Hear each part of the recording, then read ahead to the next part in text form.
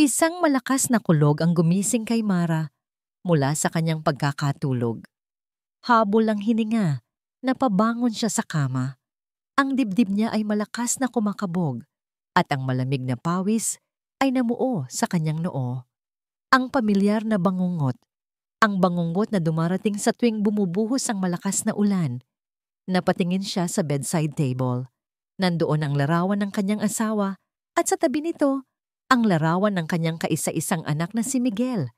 Nakangiti sila sa litrato, mga ngiting hindi na niya muling makikita pa. Isang mainit na likido ang pumatak sa kanyang kamay. Luha, hinaplos niya ang malamig na salamin ng picture frame. Sana kinuha niyo na lang din ako. Bulong niya sa hangin, ang boses ay basag at puno ng pighati. Tumayo siya at dahan-dahang naglakad patungo sa bintana. Ang malakas na buhos ng ulan ay walang tigil. Lumilikha ng maliliit na ilog sa salamin. Para kay Mara, ang ulan ay hindi lang tubig mula sa langit. Ito ay isang paalala.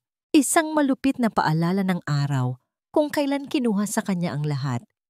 Ang imahe ng ilog, ang malakas na agos at ang maliit na kamay ng kanyang anak na dahan-dahang nawawala sa paningin niya.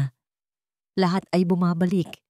Ang sakit ay sariwa pa rin na para bang kahapon lang nangyari ang lahat. 5 taon na. 5 taon na siyang nabubuhay sa isang malaking bahay na puno ng alaala. Isang bahay na dati ay puno ng tawanan, pero ngayon nababalot na ng nakabibinging katahimikan. Napabuntong hininga siya. Muli niyang sinilip ang madilim na kalye sa labas. Tanging ang ilaw mula sa mga poste at ang paminsan-minsang pagdaan ng sasakyan ang nagbibigay liwanag. Sa di kalayuan, tanaw niya ang ilog na nagsisimula ng umapaw. Ang parehong ilog na yon, biglang may isang liwanag ang tumagos sa dilim. Isang humaharurot na sasakyan ang dumaan at ang ilaw nito ay tumutok sa gilid ng ilog. At doon, nakita niya, isang matandang babae, may hawak na payong, ang hirap na naglalakad sa madulas na daan. Sa isang iglap, nawalan ito ng balanse. Ang payong ay lumipad at ang katawan ng matanda ay gumulong pabagsak sa rumaragasang tubig. Nanlaki ang mga mata ni Mara. Ang kanyang mga kamay ay napakapit ng mahigpit sa kurtina. Sisigaw sana siya para humingi ng tulong, ngunit walang boses na lumabas sa kanyang lalamunan. Nanginig ang buong katawan niya. Nangyayari na naman. Ngunit bago pa man tuluyang lamunin ng takot ang kanyang isipan, isang anino ang mabilis na kumilos. Mula sa ilalim ng isang waiting shed, isang payat na katawan ang tumakbo, isang bata. Isang batang lalaki na nakasuot ng punit-punit na damit. Walang payong, walang sapin sa paa. Walang pag-aalinlangan tumalon ito sa malamig at maputik na tubig ng ilog. Natulala si Mara. Ang kanyang puso ay tila huminto sa pagtibok. Ang batang iyon, nag-iisa, lumalaban sa malakas na agos, katulad na katulad. Ang alaala ng kanyang anak na si Miguel ay biglang nag-flashback sa kanyang isipan. Ang huling sandali na nakita niya itong buhay ay noong sinubukan din nitong iligtas ang isang kaibigan sa ilog na yon. Hindi, pabulong niyang sabi.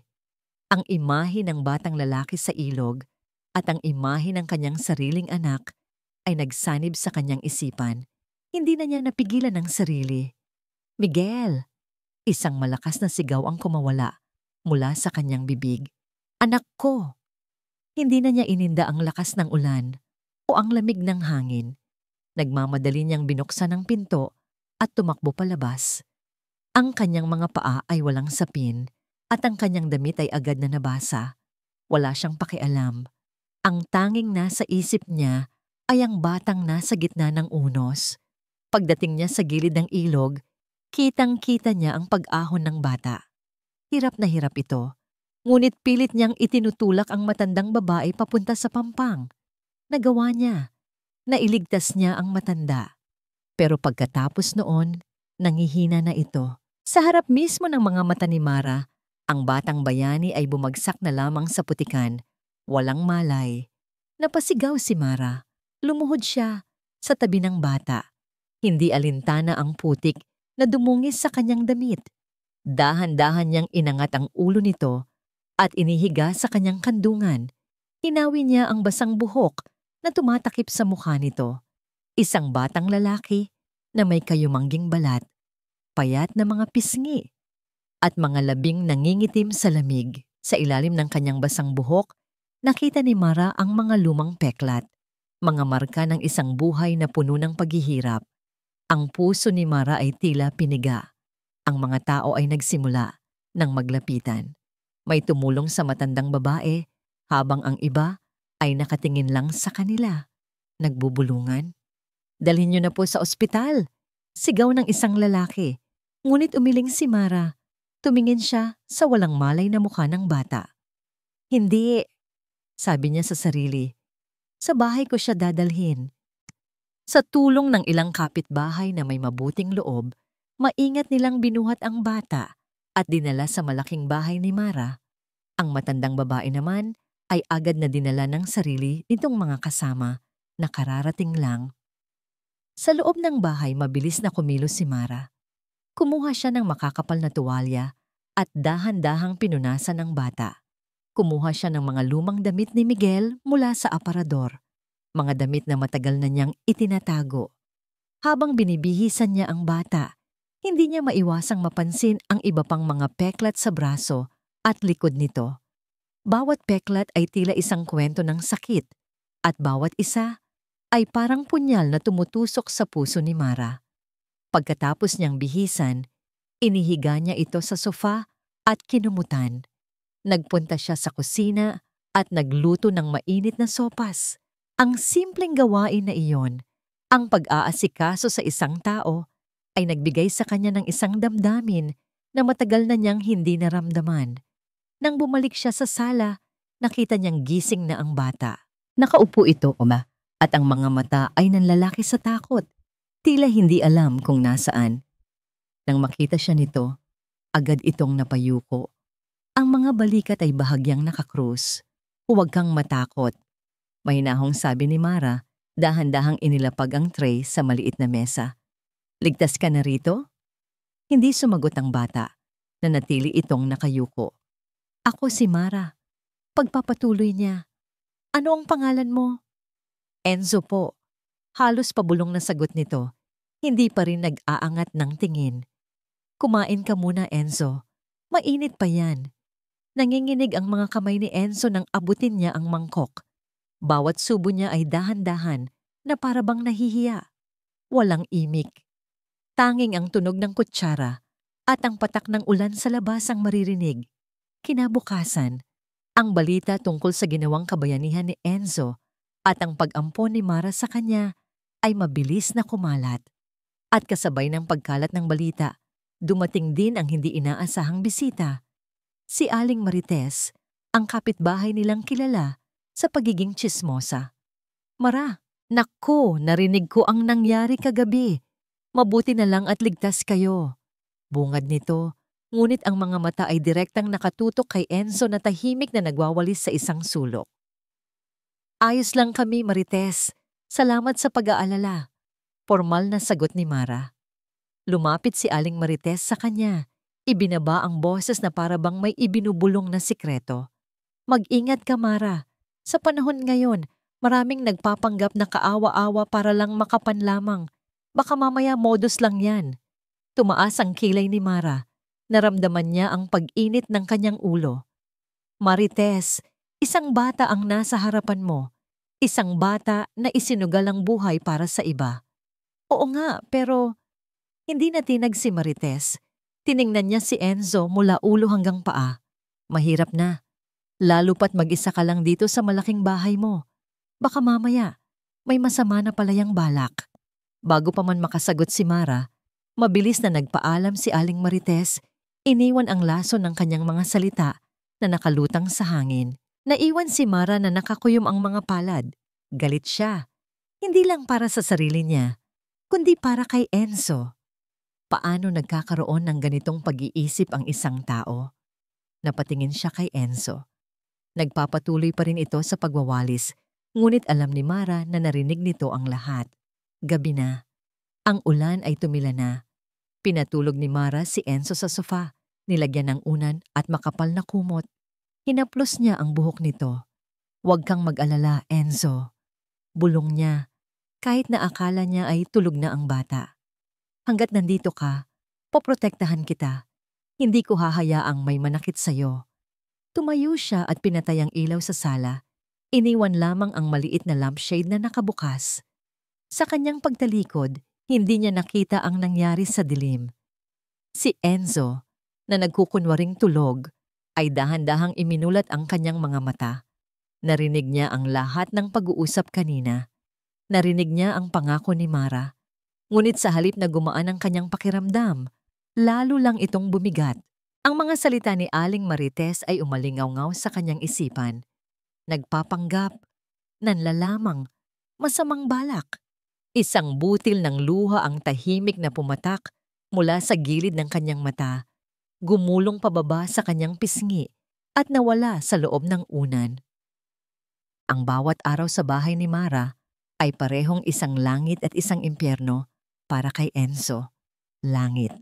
Dahil sa unang pagkakataon, sa loob ng maraming taon, nakakatulog siya ng hindi nilalamig. Nakakakain siya ng 3 beses sa isang araw. Ang mga kamay na dati pumapalo sa kanya ay napalitan ng mga kamay na may pag-aarugang humahaplos sa kanyang buhok. Ngunit impyerno, dahil sa bawat sandali ng kabutihang iyon, nararamdaman niya ang isang tinik sa kanyang dibdib, isang boses sa kanyang isipan ang bumubulong. Hindi ka karapat-dapat dito. Sinubukan niyang suklian ang lahat. Gigising siya ng maaga para magwalis ng sahig. Magkukusa siyang magdilig ng mga halaman. Bawat utos ni Mara ay sinusunod niya ng walang tanong. Kailangan niyang patunayan sa sarili niya at sa lahat na hindi siya isang pabigat. Isang hapon, habang nagpupunas siya ng mesa sa kusina, hindi niya sinasadyang masagi ang isang baso. Bumagsak ito sa sahig at nabasag. Ang tunog ng nabasag na salamin ay parang isang putok ng baril sa kanyang tainga. Nanigas si Enzo sa kanyang kinatatayuan. Agad siyang pumikit ng mariin at automatikong itinaas ang mga braso para protektahan ang kanyang mukha. Naghihintay sa sigaw at sa paparating na palo. Ang alaala ng kanyang tiyo ay biglang bumalik. "Wala kang silbi. Peste ka sa buhay ko." Ngunit walang sigaw na dumating. Walang kamay na dumapo sa kanyang likod. "Enzo? Anak? Ayos ka lang?" Dahan-dahan niyang iminulat ang kanyang mga mata. Nakita niya si Mara na nagmamadaling lumapit. Ngunit ang mukha nito ay puno ng pag-aalala, hindi galit. Lumuhod ito sa tabi niya. "Hayaan mo na yan. Ako na ang magliligpit," sabi ni Mara sa malumanay na boses. "Ang mahalaga, hindi ka nasugatan." Ang kabaitan sa boses ni Mara ay mas masakit pa kaysa sa inaasahan niyang sampal. Hindi niya maintindihan bakit hindi ito galit. Ang isang tulad niya ay dapat parusahan kapag nagkakamali. Kinabukasan, inutusan siya ni Mara na bumili ng suka sa tindahan sa kanto. Habang naglalakad siya pabalik, narinig niya ang pamilyar na boses ni Aling Marites na nakikipag-usap sa 2 pang kapitbahay malapit sa gate. Agad siyang nagtago sa likod ng isang pader. "Naku, hanggang ngayon pala, nandyan pa yang batang yan," sabi ni Marites. "Siguradong nanakawan lang niyan si Mara. Hintayin niyo lang, isang araw, paggising niyan, wala na ang mga alahas niya." "Oo nga," segunda ng isa. "Baka miyembro ng kung anong sindikato. Ginagamit lang ang awa para makapasok sa mga bahay." Para kay Enzo, ang bawat salita ay isang karayom na tumutusok sa kanyang puso. Sila na ba ang nakikita ng lahat? Isang magnanakaw? Isang manloloko? Tumakbo siya pabalik sa bahay, gamit ang likod na daan. Ang dibdib niya ay sumisikip. Tama sila. Tama si Aling Marites. Isa lang siyang kasinungalingan. Pagpasok niya sa bahay, masayang sinalubong siya ni Mara. May dala itong malalaking paper bag. "Enzo, halika! Galing ako sa mall. May mga binili ako para sa'yo. Inilabas ni Mara mula sa mga supot ang mga bagong damit. Isang pares ng pantalon, ilang t-shirt, at isang bagong pares ng sapatos. Lahat ay malinis, mabango, at walang butas. Subukan mo, masayang sabi ni Mara, para may maisuot ka sa pagpasok mo sa eskwela. Napatingin si Enzo sa mga damit, tapos sa sarili niyang suot na luma at kupas na damit ni Miguel. Tumingin siya kay Mara na nakangiti ng buong puso. At sa sandaling iyon, gumuho ang mundo niya. Ito na ang girot na nagpatulo sa laman ng baso. Ang kabaitang ito ay sobra-sobra na. Hindi niya ito kayang tanggapin. Hindi niya ito deserve. Bawat damit na bago ay isang paalala kung gaano siya karumi. Bawat ngiti ni Mara ay isang akusasyon sa kanyang pagiging hindi karapat-dapat. Isa akong pabigat. Bulong ng boses sa kanyang utak. Sasaktan ko lang siya. Kailangan na niyang umalis. Hinintay niya ang hating gabi. Hinintay niyang marinig ang mahinang hilik mula sa silid ni Mara. Tanda na mahimbing na ang tulog nito. Tahimik siyang bumangon. Maingat niyang tiniklop ang lahat ng bagong damit na binili ni Mara at ipinatong ito sa ibabaw ng sofa, doon mismo sa lugar kung saan niya ito unang nakita. Kumuha siya ng isang maliit na piraso ng papel mula sa basurahan at isang upos ng lapis. Sa garalgal at nanginginig na sulat, isinulat niya ang dalawang salita. Salamat po. Patawad.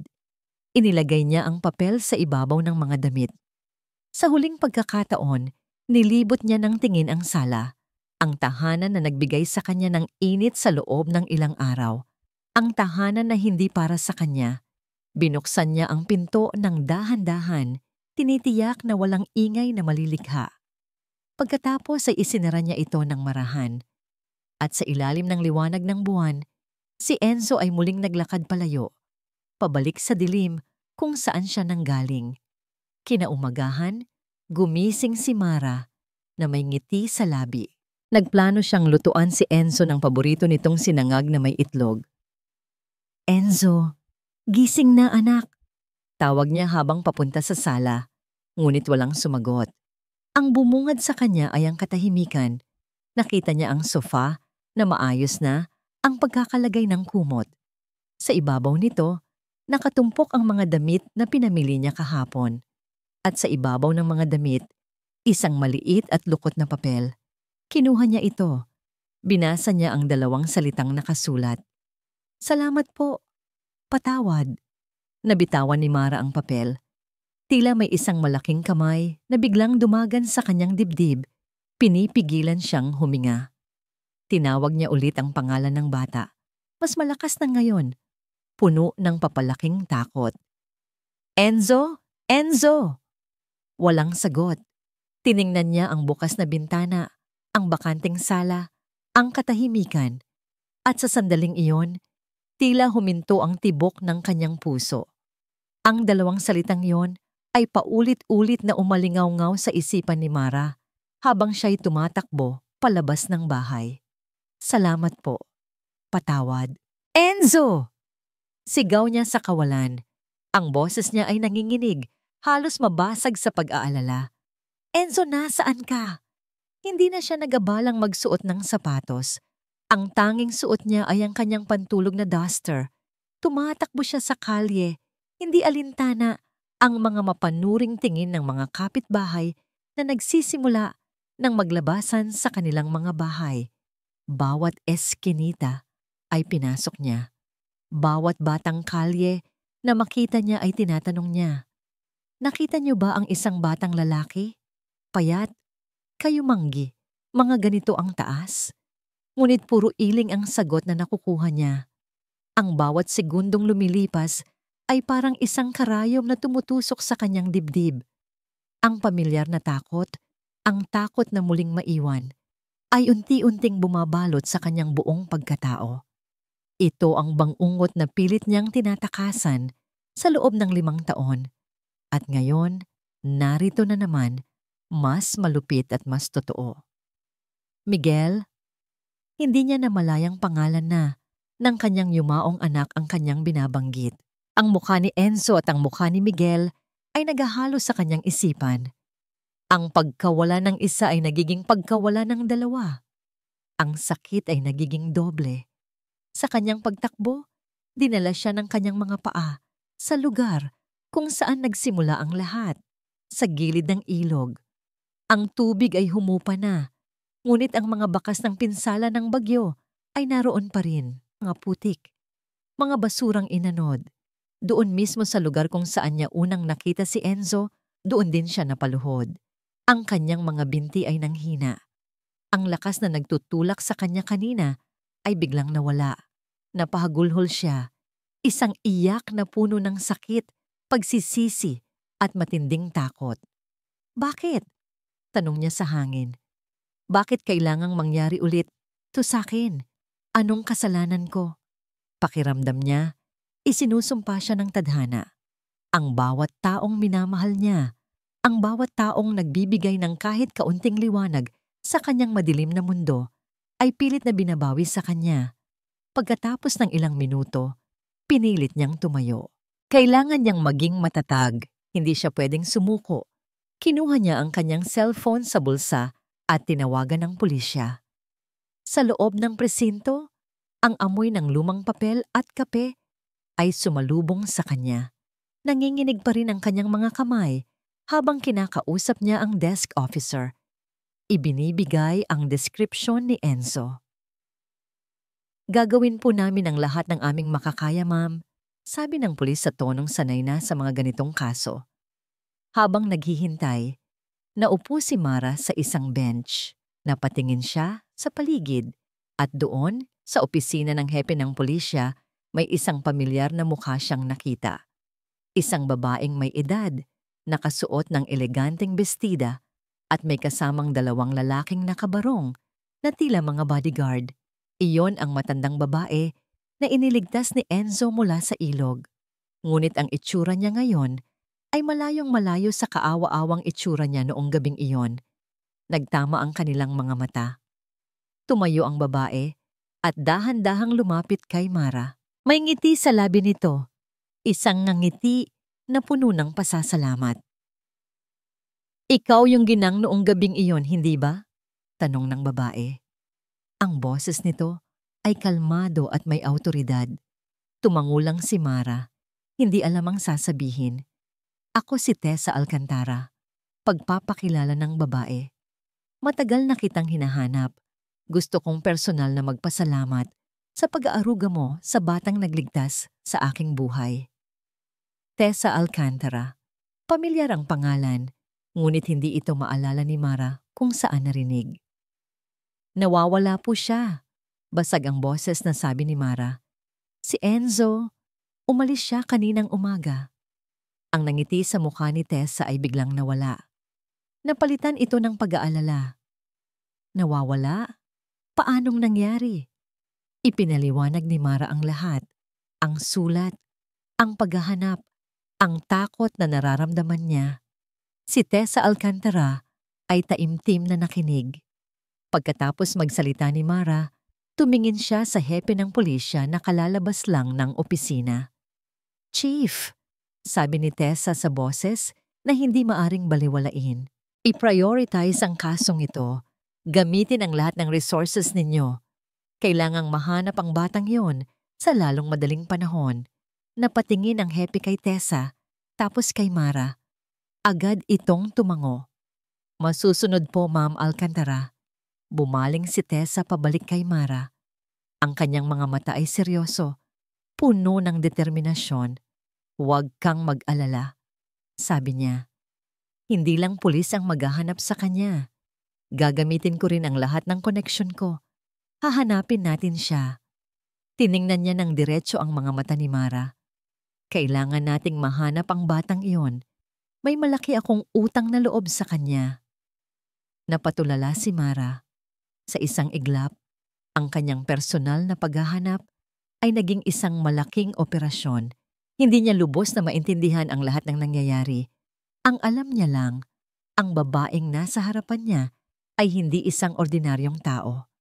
At ang pagkawala ni Enzo ay may mas malalim na kahulugan kaysa sa inaakala niya. Sumama ka muna sa akin, sabi ni Tessa Alcantara kay Mara. Ang boses ay hindi nag-iiwan ng puwang para sa pagtanggi. Mas makakakilos tayo ng maayos kung magkasama tayo. Hindi na nakahindi si Mara. Isinakay siya ni Tessa sa isang itim at makintab na sasakyan na naghihintay sa labas ng presinto. Sa loob, ang amoy ay katulad ng bagong katad at ang paligid ay napakatahimik na para bang ang gulo ng mundo sa labas ay hindi makapasok.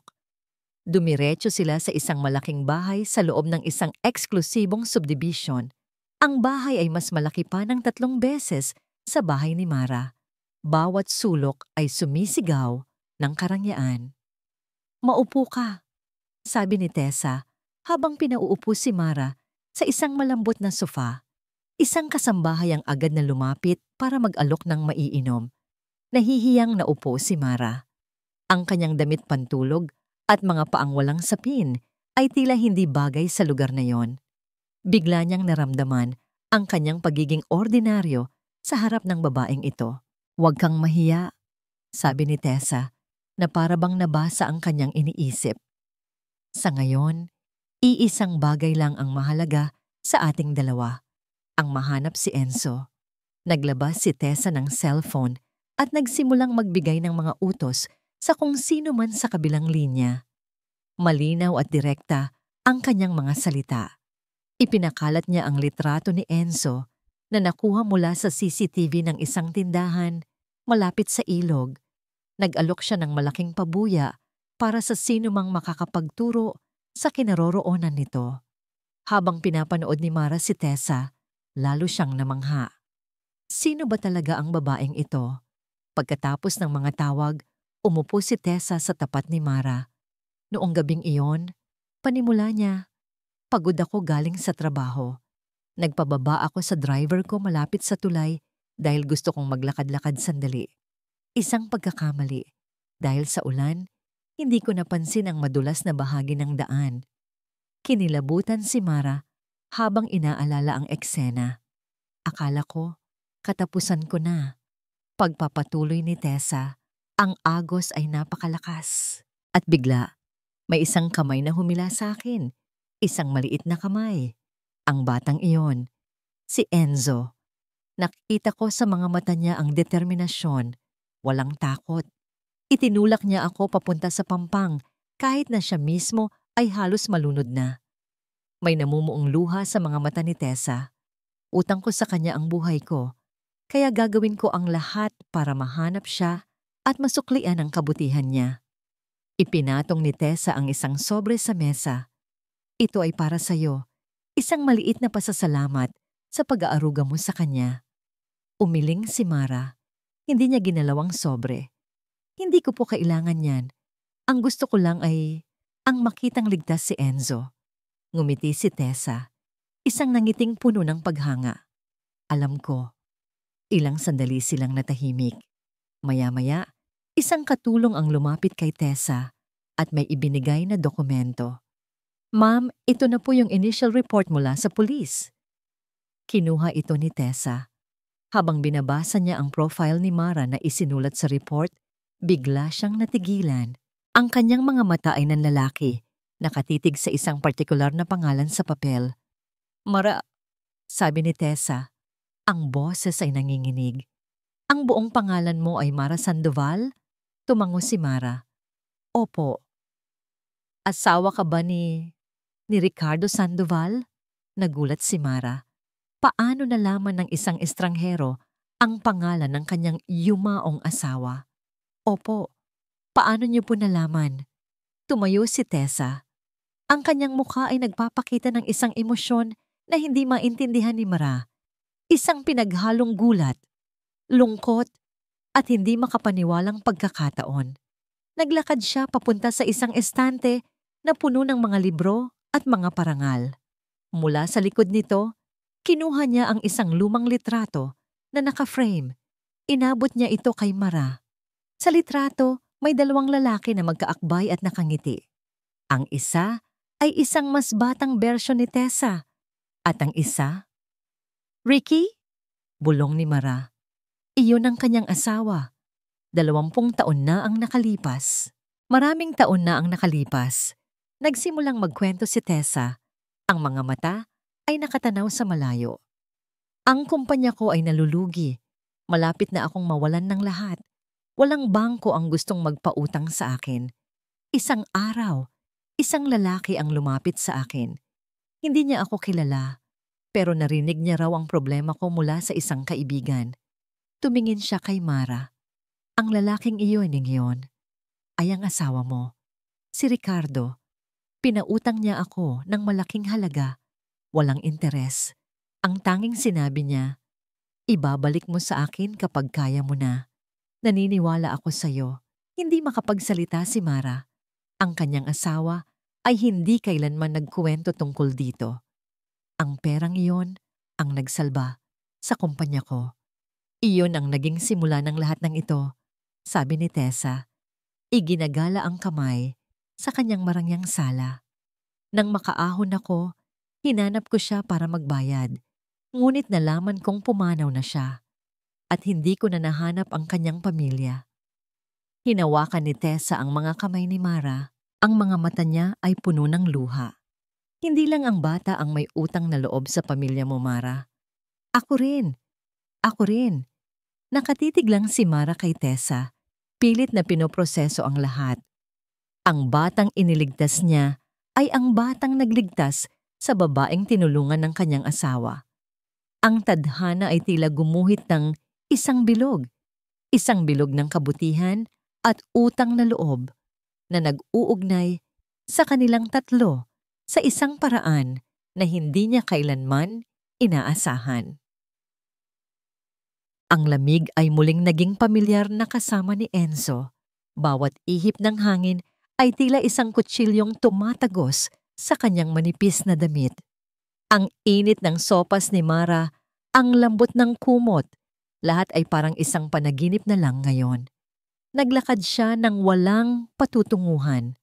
Ang kanyang mga paa ay dinala siya sa mga lugar na pilit na niyang kinakalimutan.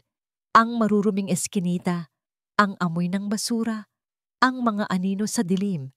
Ito ang mundong alam niya. Dito, hindi siya isang pabigat. Dito, isa lang siya sa marami. Ang gutom ay nagsimulang kumalam sa kanyang tiyan. Sinubukan niyang makiusap sa isang karinderya para sa kahit tirang pagkain lang, pero itinaboy siya. Umalis ka dito, magnanakaw. Sigaw ng may-ari. Ang salitang magnanakaw ay muling tumatak sa kanyang isipan. Sa kanyang paglalakad, hindi niya namalayang napadpad na pala siya sa lumang barangay kung saan siya dati nakatira. Ang lugar kung saan siya tumakas. Natigilan siya sa tapat ng isang maliit, sirasirang bahay na gawa sa pinagtagpi-tagping yero at kahoy. Mula sa loob, narinig niya ang isang pamilyar at malakas na boses na nagmumura. Mga walang silbi. Puro kayo gastos. Ang boses ng kanyang tiyo. Ang boses na kasama ng tunog ng sinturon na lumalatay. Nanlamig ang buong katawan ni Enzo. Ang kanyang paghinga ay bumilis. Para siyang isang hayop na biglang nakita ang mga ngaso nito. Agad siyang nagtago sa likod ng isang pader. Ang puso niya ay kumakaripas sa takot. Kailangan niyang umalis. Kailangan niyang makalayo. Tumakbo siya. Tumakbo siya ng walang lingon-likod, dala-dala ang mga multo ng kahapon na muling bumabangon. Sa sobrang pagod at gutom, napaupo siya sa isang madilim na eskinita. Isinandal niya ang kanyang likod sa malamig na pader at niyakap ang kanyang mga tuhod. Ang lahat ng lakas sa kanyang katawan ay biglang nawala. Nagsimula siyang lagnatin. Ang kanyang paningin ay nanlalabo at ang kanyang ulo ay umiikot. Ang lamig na kanina'y nararamdaman niya ay napalitan ng nakakapasong init. Sa kanyang pagkahilo, isang imahe ang pumasok sa kanyang isipan. Ang mukha ni Mara. Ang malumanay nitong nangiti. Ang pag-aalala sa mga mata nito. Ang init ng kamay nito nang haplusin ang kanyang noo. Nanay. Isang salita ang kumawala sa kanyang tuyong mga labi. Isang salitang hindi niya kailanman nagamit noon, isang salitang puno ng pangungulila. Pinikit niya ang kanyang mga mata at hinayaan ang sariling malunod sa kadiliman. Sa kanyang panaginip, o marahil ay sa kanyang lagnat, naramdaman niya ang isang yakap. Isang yakap na kasing init ng sopas na niluto para sa kanya. Isang yakap na nagpapadama sa kanya na siya'y ligtas. Enzo, anak. Isang boses ang tumatawag sa kanya mula sa malayo. Pamilyar, mahinahon. Gising na, Enzo. Dahan-dahan niyang sinubukang imulat ang kanyang mga mata. Ang lahat ay malabo. Isang nakakasilaw na liwanag ang sumalubong sa kanya. Ngunit sa gitna ng liwanag na yon, may isang anino. Isang anino ng isang babaeng nakatayo sa tabi niya. Bulong niya. Ngunit ang babae ay hindi sumagot. Sa halip, may iba pang mga anino ang nagsimulang lumitaw sa kanyang paligid. Mga aninong malalaki at nakakatakot, nakauniporme. Bigla, ang init na nararamdaman niya ay napalitan ng kilabot. Nagising ang lahat ng kanyang pandama. Hindi ito ang bahay ni Mara. Nasaan siya? Sino ang mga taong ito? Isang lalaking nagtitinda ng sigarilyo sa kanto ang nakakita sa kanya. Naalala ng lalaki ang litratong ipinakita sa kanya kaninang umaga ng ilang kalalakihang naghahanap sa bata. Ang litratong may kasamang malaking pabuya. Agad niyang tinawagan ang numerong nakasulat sa papel. Gising na siya, narinig niyang sabi ng isang boses. Sinubukan ni Enzo na bumangon, ngunit ang kanyang katawan ay napakabigat. Nanginginig siya, hindi lang dahil sa lagnat, kundi dahil sa matinding takot. Muli niyang pinilit na ituon ang kanyang paningin. Ang malabong anino sa tabi niya ay unti-unting lumilinaw. Isang mukha. Ang mukha ni Mara. Puno ng luha at pag-aalala. Mara. Ulit niya, ang boses ay halos hindi marinig. Ngunit nang sandaling iyon, ang nakita niya ay hindi lang si Mara. Sa likod nito, nakita niya ang mga bodyguard ngunit nang sandaling iyon, ang nakita niya ay hindi lang si Mara. Sa likod nito, nakita niya ang mga bodyguard ni Tessa, mga lalaking nakatayo na tila mga pader na bato. Ang kanilang presensya ay sumisigaw ng awtoridad at panganib. Ang takot ay biglang kumalat sa buong katawan ni Enzo. Mas malakas pa kaysa sa lagnat. Nahuli na nila ako. Ibabalik na nila ako. Ito ang mga salitang umalingaw-ngaw sa kanyang isipan. Ang mga lalaking iyon, para sa kanya, ay hindi mga tagapagligtas. Sila ay mga pulis, o mas malala pa, mga tauhan ng kanyang tiyo na ipinadala para kunin siya pabalik. Huwag po, sigaw ni Enzo, gamit ang lahat ng natitirang lakas. Sinubukan niyang gumapang palayo. Papalayo kay Mara, papalayo sa mga aninong nakakatakot. Wala po akong kasalanan. Patawarin niyo na po ako. Enzo, anak, huminahon ka, sabi ni Mara. Lumuluha habang sinusubukang abutin siya.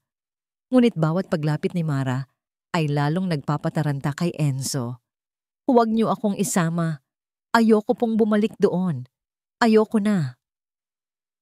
Ang kanyang mga sigaw ay puno ng matinding takot. Isang takot na tanging isang taong nakaranas ng matinding trauma ang makakaintindi. Nang makita ni Tessa ang eksena, agad niyang sinanyasan ang kanyang mga tauhan na umatras. Iwanan niyo muna kami. Mahinang utos niya. Dahan-dahang lumapit si Mara kay Enzo. Umupo siya sa maruming sahig ng eskinita. Hindi alintana ang kanyang damit. Hindi niya ito hinawakan. Tiningnan niya lang ito nang may walang katapusang awa at pagmamahal. Enzo, sabi niya sa pinakamahinahong boses, hindi ka namin sasaktan. Hindi ka namin ibabalik kahit kanino. Nandito kami para tulungan ka. Ang mga salita ni Mara ay dahan-dahang tumagos sa takot ni Enzo. Ang kanyang pagwawala ay unti-unting humina. Napalitan ng tahimik na paghikbi. Sa huli, hinayaan niyang yakapin siya ni Mara. Sa yakap na yon, naramdaman niya ang lahat ng init na nawala sa kanya. Sa bisig ni Mara, sa unang pagkakataon, naramdaman niyang ligtas siya. Dinala nila si Enzo sa pinakamalapit na pribadong ospital. Agad siyang nilagyan ng suwero at binigyan ng gamot para sa mataas na lagnat. Tahimik na binantayan ni Mara at Tessa ang bata habang ito'y natutulog. Hindi ko akalain na ganito kalalim ang pinagdaanan niya, bulong ni Tessa. Ang mga mata ay nakatuon sa payapang mukha ni Enzo. Anong klaseng halimaw ang gagawa nito sa isang bata? Napabuntong hininga si Mara. Ang mahalaga, ligtas na siya ngayon.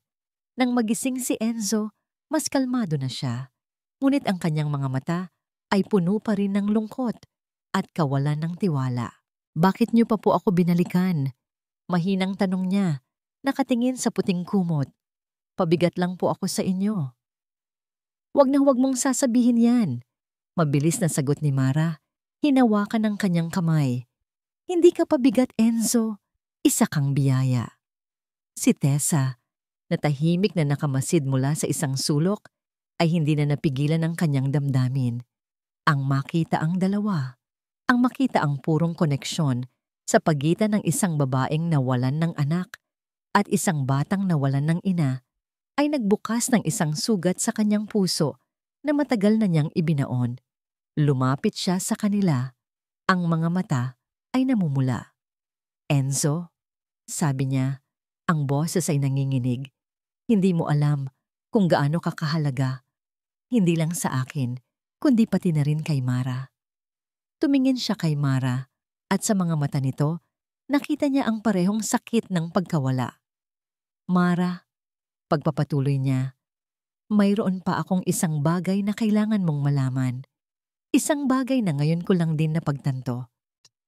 Kinuha ni Tessa ang kanyang wallet at mula roon ay inilabas ang isang luma at kupas na litrato. Dahan-dahan niya itong inabot kay Mara. Matagal na mula nang huli kong tiningnan to, sabi niya. Dahil sa tuwing nakikita ko ito, naaalala ko lang ang sakit. Kinuha ni Mara ang litrato. Nandoon ang dalawang batang lalaki, mga 10 taong gulang, magkaakbay at nakangiti sa kamera. Ang isa ay payat at mas matangkad. Ang isa naman ay medyo chubby at may suot na salamin. Ito ang apo ko, si Marco, sabi ni Tessa. Itinuturo ang batang payat. At ito ang pinakamatalik niyang kaibigan. Biglang nanigas si Mara. Ang kanyang paghinga ay huminto. Ang batang may salamin. Ang batang nakangiti sa litrato. Kilalang kilala niya. Si Miguel, bulong niya. Ang anak ko. Tumango si Tessa, habang ang mga luha ay malayang dumadaloy sa kanyang mga pisngi. Ang anak mo, Mara, ang bayani mong anak. Namatay siya habang sinusubukang iligtas ang apo ko. Ang katahimikan sa loob ng kwarto ay nabasag lamang ng hikbi ng dalawang babae. Ang revelasyon ay parang isang kidlat na tumama sa puso ni Mara. Ang bilog ng tadhana ay kumpleto na. Ang utang na loob, ang sakit, ang pagkawala, lahat ay magkakaugnay. Si Enzo, na nakahiga sa kama, ay narinig ang lahat.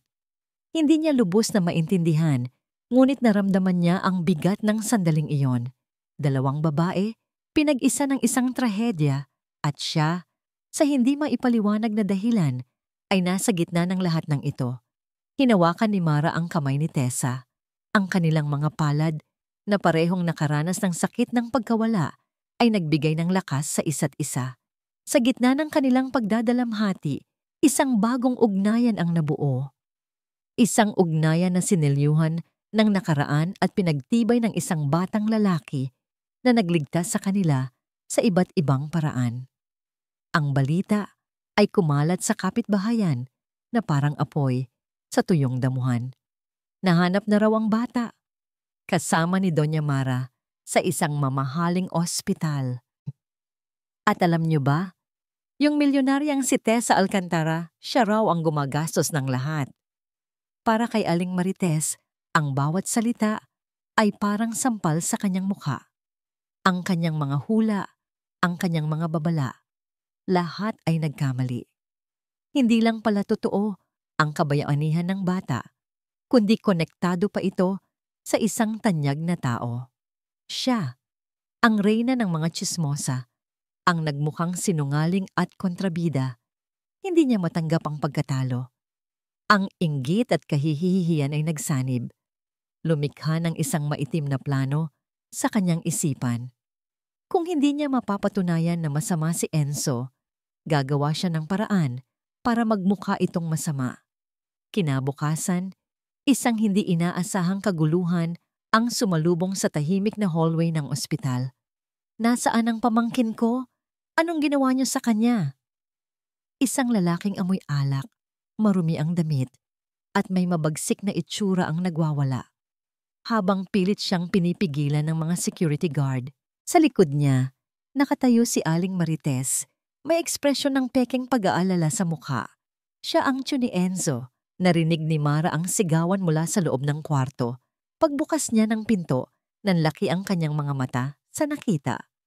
"Anong ibig sabihin nito, Marites?" Galit na tanong ni Mara. "Siya ang naghahanap sa'yo, Mara." Maang-maang ang sagot ni Marites. Kawawa naman, hinahanap pala ang pamangkin niya na parang kinidnap mo na yata. Itinuro niya si Mara. "Huwag kang magpadala sa babaeng yan. Gagamitin lang niya ang bata para makakuha ng pera mula kay Tessa Alcantara." Ang mga akusasyon ay malakas at malinaw. Ang ibang mga pasyente at bisita ay nagsimulang maglabasan sa kani-kanilang kwarto. Nag-uusisa sa nangyayari. Mula sa loob ng kwarto, narinig ni Enzo ang boses na yon. Ang boses na gumigising sa kanya sa gitna ng gabi. Ang boses ng kanyang bangungot, ang kanyang tiyo. Dahan-dahan siyang bumangon. Ang katawan ay nanginginig. Sumilip siya sa bahagyang bukas na pinto. At doon, nakita niya ito. Ang halimaw mula sa kanyang nakaraan. Ang kanilang mga mata ay nagtama. "Ayan ka lang pala!" Sigaw ng tiyo niya. Pilit na kumakawala sa mga gwardiya. Tumingin siya sa mga taong nakapaligid. "Magnanakaw ang batang yan. Tumakas yan sa bahay matapos akong pagnakawan." Ang mga salita ay tumama kay Enzo na parang mga bato. Ang kanyang pinakamatinding takot ay nagkatotoo. Ang kanyang madilim na sikreto ay isinisiwalat sa harap ng lahat, sa harap ni Mara. "Hindi totoo yan," sigaw ni Mara, buong tapang na humarang sa pinto para protektahan si Enzo. "Umalis kayo dito, mga sinungaling." "Bakit, Mara? Natatakot ka bang mabisto?" Ganti ni Aling Marites. Ang boses ay puno ng panunoa. "Nahuli ka na sa modus mo." Ang gulo ay lalong lumala. Ang sigawan, ang mga akusasyon, ang mga mapanuring katingin ng mga tao. Para kay Enzo, ang lahat ng ingay ay unti-unting humihina. Napapalitan ng isang malakas na ugong sa kanyang tainga, ang mukha ng kanyang tiyo. Ang mukha ni Aling Marites. Ang mukha ni Mara na puno ng galit at pagtatanggol. Ang lahat ay umiikot. Hindi na niya kaya. Ang kahihiyan, ang takot, ang bigat. "Tama na po!" Isang malakas na sigaw ang pumunit sa kaguluhan. Isang sigaw na nagpatigil sa lahat. Lahat ay napatingin kay Enzo, na ngayon ay nakatayo sa gitna ng pinto. Ang mukha ay basang-basa ng luha. "Tama na." Pag-uulit niya, ang boses ay basag. "Ako na lang po ang aalis. Kasalanan ko po ang lahat." "Aalis na po ako." Humarap siya kay Mara. Ang kanyang mga mata ay puno ng sakit at pasasalamat. "Salamat po sa lahat, Aling Mara. Patawad po." Pagkatapos ay tumalikod siya, handang tumakbo palayo. Palayo sa kanyang tiyo, palayo kay Mara, palayo sa lahat ng sakit. Pakiramdam niya, ito na ang katapusan, wala nang pag-asa. Ngunit bago pa siya makahakbang, isang kalmado ngunit makapangyarihang boses ang pumuno sa hallway. Walang aalis. Si Tessa Alcantara. Naglalakad siya papalapit, kasama ang kanyang abogado at 2 security personnel. Huminto siya sa harap mismo ng tiyon ni Enzo. Ang kanyang maliit na tindig ay tila naging isang higante sa harap ng lasing na lalaki. Tinitigan niya ito ng diretso sa mga mata, isang tingin na kayang magpatunaw ng bakal. "Kilala kita," sabi ni Tessa sa malamig at matalas na boses. "Alam ko ang pangalan mo at alam ko ang lahat ng ginawa mo sa batang ito." Ang mga salita ni Tessa Alcantara ay may bigat na nagpatahimik sa buong hallway. Maging si Aling Marites ay natikom ang bibig. Ang tiyon ni Enzo, na kanina'y matapang, ay biglang namutla. "Hindi kita kilala," nauutal na sabi ng lalaki. Isang malamig na ngiti ang sumilay sa labi ni Tessa. "Pero kilala kita, G. Ramos. Sa katunayan, ang mga investigador ko ay nagkaroon ng napakagandang pakikipag-usap sa mga dati mong kapitbahay." Isinenyas ni Tessa ang kanyang abogado. Mula sa isang briefcase, naglabas ito ng isang folder at isang maliit na voice recorder. Ayon sa kanila, pagpapatuloy ni Tessa, habang ang abogado ay ipinapakita ang mga pirmadong salaysay, palagi nilang naririnig ang pag-iyak ng isang bata mula sa inyong bahay. Madalas din daw nila itong makitang may mga pasa. Mayroon pa ngang isang record sa barangay ng insidente kung saan isinugod si Enzo sa health center dahil sa pagkahulog sa hagdan. Pinindot ng abogado ang play button sa recorder. Isang boses ng isang matandang babae ang umalingaw sa hallway, nanginginig ngunit malinaw. Lagi niyang pinapalo ang bata. Sinasabihan na, "Palamunin lang. Kawawang bata. Palaging gutom." Bawat salita ay parang isang martilyo na pumupukpok sa kasinungalingan ng tiyon ni Enzo at ni Aling Marites. Ang mga tsismosang nanonood ay nagsimulang magbulungan. Ngayon ay may halong awa para sa bata at galit para sa dalawa. Tungkol naman sa pagnanakaw, dagdag ni Tessa. "Nasaan ang police report? Walang record ng anumang reklamo laban sa batang ito. Ang tanging record na nakita namin ay ang mga reklamo ng kapitbahay laban sa'yo." Hindi na nakapagsalita ang tiyon ni Enzo. Si Aling Marites ay dahan-dahang umaatras, sinusubukang magtago sa likod ng mga tao. Ang mukha ay puno ng kahihiyan. "Guardia," utos ni Tessa. "I-escort ang dalawang ito palabas at tumawag kayo ng pulis. Child abuse at slander ang mga kasong isasampa ko." Walang nagawa ang dalawa, kundi magpatangay palabas. Iniwan ang isang katahimikan na puno ng katotohanan. Nang mawala na ang gulo, lahat ng atensyon ay bumalik kay Enzo. Nakatayo pa rin siya roon, tulala. Pilit na pinoproseso ang lahat. Si Mara ay agad na lumapit at niyakap siya ng mahigpit. "Tapos na, anak," bulong ni Mara. "Ligtas ka na." Sa loob ng yakap ni Mara, sa wakas ay bumuhos ang lahat ng luhang pinigilan ni Enzo. Umiyak siya hindi lang dahil sa takot, kundi dahil sa ginhawa. Kinagabihan, sa loob ng pribadong silid, matapos makakain at makainom ng gamot, ang tatlo ay tahimik na magkakasama. Ang bigat sa hangin kanina ay napalitan ng isang payapang damdamin. Binasag ni Tessa ang katahimikan. Tumingin siya kay Enzo ng may ngiti. "Enzo," sabi niya, "dahil sa'yo, nabigyan ako ng pangalawang pagkakataon sa buhay. Dahil sa lolo mo sa tuhod, ang asawa ni Mara, nabigyan din ako ng pagkakataon sa negosyo. Napakalaki ng utang na loob ko sa inyo." Inilapit niya ang kanyang upuan. "Kaya gusto kong suklian yon. Mula ngayon, ako na ang bahala sa lahat. Sa pag-aaral mo, hanggang sa pagtanda mo, bibigyan kita ng buhay na hindi mo kailanman naranasan. Isang buhay na walang takot at walang gutom. Ito ay isang alok na kayang bumago sa buhay ng sinuman.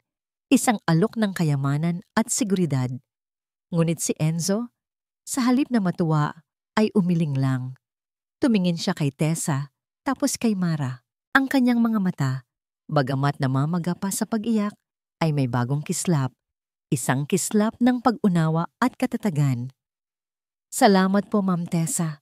Sabi niya sa magalang ngunit matatag na boses. Pero hindi po pera ang kailangan ko. Huminga siya ng malalim.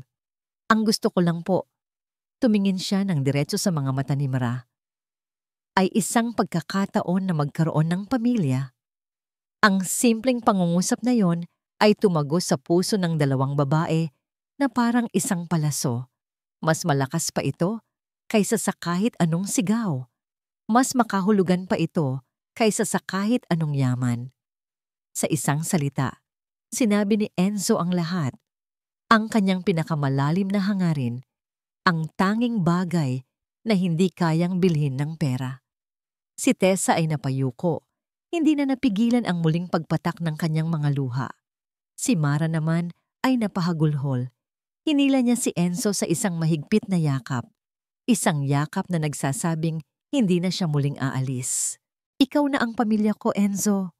Umiiyak na, sabi ni Mara. Ang muka ay nakasubsob sa buhok ng bata. Ikaw na ang anak ko. Lumapit si Tessa at ipinatong ang kanyang kamay sa balikat nilang dalawa. 3 taong sugatan. 3 taong pinagtagpo ng trahedya at kabutihan. Sa sandaling iyon, sa loob ng isang simpleng silid sa ospital, isang bagong pamilya ang isinilang. Humiwalay si Mara sa pagkakayakap at tiningnan si Enzo. Hinawakan niya ang magkabilang pisngi nito. Gusto mo bang maging anak ko? Nang tuluyan? Makalipas ang ilang buwan, ang malaking bahay ni Mara na dati nababalot ng katahimikan ay napuno ng buhay. Ang umaga ay hindi na nagsisimula sa isang bangungot kundi sa amoy ng sinangag at pritong itlog.